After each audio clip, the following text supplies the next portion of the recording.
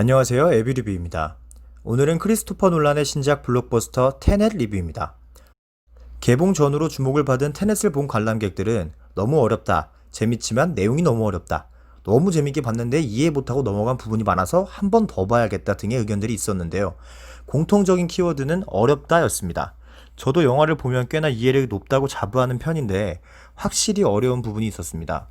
그래서 제 구독자분들과 영상을 시청하는 분들을 위해 스포가 좀 포함된 영화 테넷의 리뷰를 해보겠습니다. 첫 번째, 영화에서 다루는 기술입니다. 영화 속에 인버전, 연력학, 엔트로피 등 저희에게 너무 생소한 이야기가 등장을 합니다.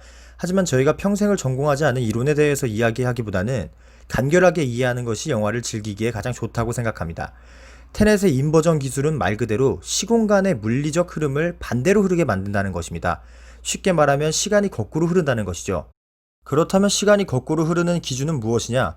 바로 미래 기술로 만들어낸 회전문입니다. 현재에서 미래로 흐르는 시간이 회전문을 통과한 뒤에는 현재에서 과거로 흐르기 시작한다고 생각하시면 됩니다. 그렇기 때문에 영화를 관람하시면 일정 시간을 기점으로 데칼코마니처럼 반복되는 것을 많이 보실 수 있습니다. 두 번째, 영화 제목 테넷의 뜻은? 영화를 보시면 시간을 역행하는 즉 인버전된 인물들이 대화를 하면 목소리도 거꾸로 들리는 장면이 나오게 됩니다. 테넷의 스펠링을 보시면 특이한 점이 느껴지시나요? 영화 보는 도중에 이 뜻을 생각하다 진짜 소름이 돋았습니다. 스펠링을 앞으로 읽어도 거꾸로 읽어도 동일하다는 것이죠. 그렇다면 가운데 철자인 N부터 읽었을 때는 net, 즉 그물이 됩니다. 실제로 테넷을 표현하는 손동작으로 양손을 교차하는 장면이 등장하는데 이는 평행된 여러 시공간에서 복잡하게 얽혀있지만 맞닿는 점이 있다는 것을 상징하는 단어라고 감히 생각해봅니다. 세 번째, 미래에서 온 세력이 과거를 바꾼다면 미래에도 문제가 생기지 않을까? 이 내용을 간단하게 정리한 역설이 할아버지 역설입니다. 시간 여행이 가능해져 할아버지를 죽인다면 나는 현재에서는 존재하지 않는다는 이야기죠. 영화 자체를 부정할 수 있는 역설입니다. 예를 들어 만약 과거로 돌아가서 해결해야 하는 문제가 있다면 현재에 존재하고 있는 나는 이미 문제를 해결했다는 반증이 아닐까? 라는 생각이 가능하죠. 영화에서 집중적으로 다루지는 않지만 저는 평행우주의 이론을 다룬다고 이해했습니다.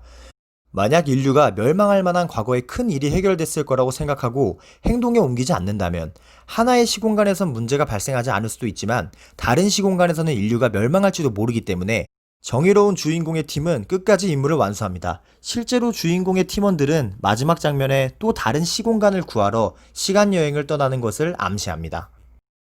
네 번째, 영화에서 말하고자 하는 교훈은? 이것은 문학작품 특성상 제가 이해한 것은 매우 주관적인 부분이지만 미래의 세력이 과거의 인류를 파멸시키려는 이유는 환경 파괴의 이유였습니다. 계속해서 환경을 아끼지 않고 살아간 미래의 어느 세력들이 자연을 파괴한 인류를 멸망시키려는 계획을 세워왔던 것이죠. 악당의 이 주장을 주인공이 반박할 때 이런 대사를 사용합니다. 그 세대의 문제는 그 세대의 과제이다. 이 대사는 영화에서 말하고자 하는 것을 매우 직관적으로 보여주는 대사라고 생각합니다. 세계 각지에서 일어나는 문제들과 환경오염의 문제는 후세대에 맡길 것이 아니라 우리 세대에서 경각심을 가지고 해결하기 위해 노력해야 한다는 것이죠.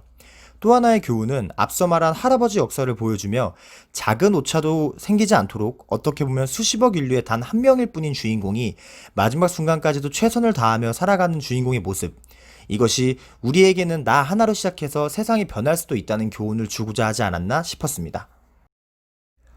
영화 테넷은 단순히 킬링타임으로 보기에도 굉장히 박진감 넘치고 재미가 있습니다.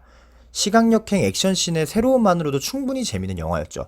하지만 이러한 감독이 다루고자 했던 내용과 조금은 이해하기 어려울 수도 있는 내용들을 이해한다면 더 즐거운 관람이 되지 않을까 싶어 리뷰를 준비해봤습니다. 끝까지 영상 시청해주신 분들께 감사드리며 이상 영화 테넷의 리뷰를 마치도록 하겠습니다. 에브리뷰였습니다. 안녕.